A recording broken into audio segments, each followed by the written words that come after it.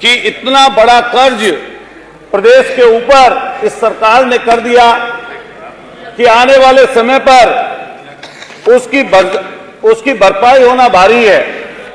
हर वर्ग व्यतीत है, परेशानी में है, दिक्कत में है। मैं सबसे पहले अगर जिक्र करूं तो कल आदरणीय प्रधानमंत्री जी मध्य प्रदेश गए थे, तब उन्होंने कुंभ का जिक्र करते करते सफाई कर्मचारियों का जिक्र किया। लेकिन मान्यवर, जब सफाई कर्मचारियों का जिक्र आया और उनकी व्यवस्था की बात आई और जब सफाई कर्मचारियों के बारे में उन्होंने बोला, उनकी भागीदारी के बारे में बोला, उससे पहले भी कई बार हमने देखा कि सफाई कर्मचारियों के कई पैर धुलना, कहीं उनके लिए नगर विकास मंत्री की तरफ से अयोध्या नगरी की बातें आना, ये कई बार हमने देखा। लेकिन अगर सफाई कर्मचारी की हालत को बयां करें तो इस बजट में सफाई कर्मचारियों के लिए कोई बात नहीं आई। सफाई कर्मचारी जो कोरोना वॉरियर था, जिस सफाई कर्मचारी ने अपना पूरा जीवन लगा दिया, जैसे ही प्रधानमंत्री जी का वक्तव्य आया कि 20,000 से ज्यादा लोग कुंभ में काम कर रहे थे, उन्होंने रात और दिन काम किया। अभी 3 दिन पहले एक गरीब कर्मचारी, सफाई कर्मचारी जो संभल का रहने वाला था, उसकी एक वीडियो आई, वो शर्मसार करने वाली थी। इस 8 लाख करोड़ के बजट पर अगर सबसे बड़ा तमाचा मैं कोई मानता हूं तो सफाई कर्मचारी की तरफ से आया, जो भूख से लाचार था, परेशान था, दिक्कत में था।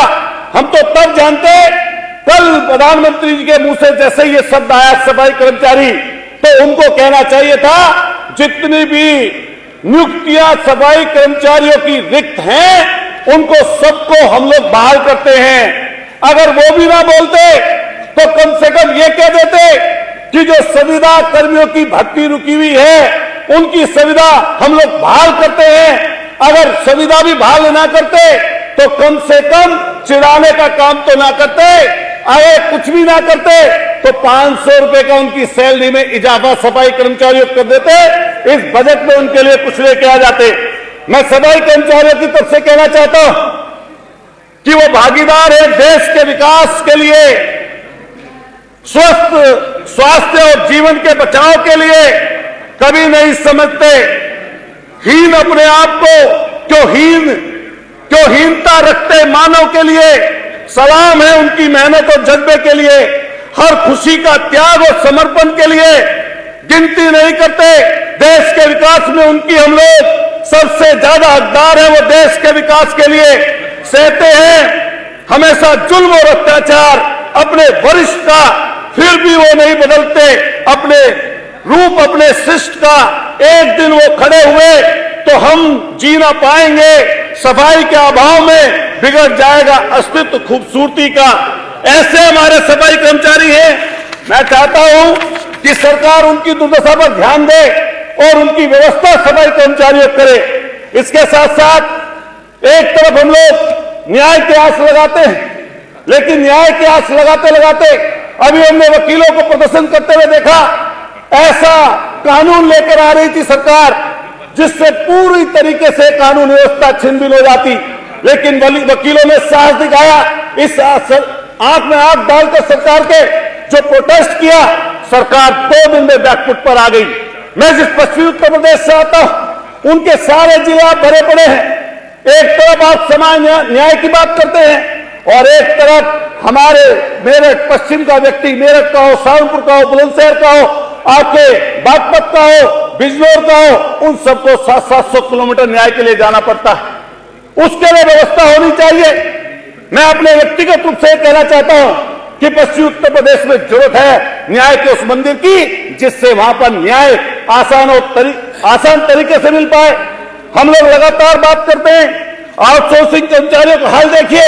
बद से बदतर स्थिति में आउटसोर्सिंग कर्मचारी है। उसकी व्यवस्था में यह हो कि उनको सुविधा उनकी बहाल करके उनको सुविधा पर और उनकी परमानेंट नियुक्ति पर काम होना चाहिए।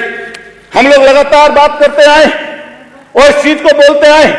मैं मेरठ की अगर बात करूं तो मेरठ में लगातार एयरपोर्टों की चर्चा हो रही है। मेरठ महानगर है, दिल्ली के नजदीक शहर है। हमारे यहां भी एक बात जो रहा एयरपोर्ट, माननीय मंत्री जी हमारे सामने बैठे मेरठ के, ना जाने कितनी बार हमने अखबारों में लगातार पढ़ा कि मेरठ में एयरपोर्ट बढ़ेगा, उसकी हवाई पट्टी बढ़ेगी, वहां से विमान उड़ने लगेंगे, लेकिन इस बजट में मेरठ की उस हवाई पट्टी का कोई प्रावधान नहीं है। मैंने रिंग रोड का भी जिक्र किया था, अभी प्रस्ताव रखे गए, लेकिन पिछले 8 साल से 10 साल से इस चीज की बात हो रहे हैं कि मेरठ को रिंग रोड मिलेगी, लेकिन आज तक नहीं मिल पाई। आप हाल देखिए किसानों का, लगातार बद से बदतर जिंदगी किसान जी रहा, ऐसी बदतर जिंदगी, लगातार ये बात होती आई है, मैंने कई बार बोली कि गन्ने के विषय में वहां पर स्थिति इतनी खराब बन गई है कि स्थिति इतनी परेशानी में है, लागत ज्यादा आ रही है, बड़ी मुश्किल से जीवन यापन कर रहा है किसान, लेकिन उसकी व्यवस्था कुछ नहीं हो पा रही।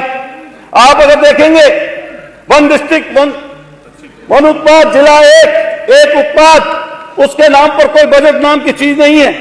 मैं अपनी बात को ये कहते हुए कि लगातार ये चीज चलती रहती है, अपने सरदे से संबंधित जहां की महान जनता ने मुझे चुनकर भेजा, ये कहते थे कि हर तहसील में एक फायर स्टेशन होगा, हमारे सरदे में फायर स्टेशन नहीं है। लगातार सड़कों की बात होती है, कितना जाल बना दिया। मैंने एक पेड़ की कटाई का मुद्दा उठाया था गंगा नहर की पटरी पर, उस पर काम रुक गया, लेकिन आज 8 महीने में कोई ऐसी व्यवस्था नहीं बन पाई कि उसमें 700 करोड़ का बजट रखे हुए थे, लेकिन उस गंगा नहर की पटरी का काम नहीं चल रहा है। हम चाहते हैं सरकार से इस बजट में उसके प्रावधान को बढ़ाने का काम करना चाहिए था, लेकिन आज तक नहीं हुआ।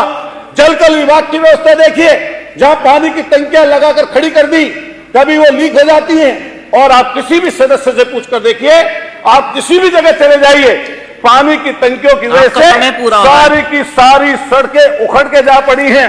परेशानी और दिक्कत में किसान वहां पर है। हम लोग चाहते हैं किसी सूरत में उसकी सूरत बदलनी चाहिए और उनकी व्यवस्था तय होनी चाहिए कि वो सड़कें जिन्होंने तोड़ी हैं उनको सड़कों का निर्माण करने का काम उन्हीं लोगों को करना चाहिए। हम लोग जहां से आते हैं, बस एक मिनट मैडम खत्म कर रहा हूं, आधे मिनट में कर दीजिए। हम लोग जहां से आते हैं मेरठ से चुनकर पूरे पश्चिमी उत्तर प्रदेश में आप व्यवस्था देखिए, आपका समय खत्म हो गया। लगातार इस चीज के आते हैं। अरे तुम सरकार में हो, लिख के दे दीजिए, व्यवस्था है, लिख के दे दीजिए। लगातार ये बोलते आते हैं, कहते आते हैं कई चीज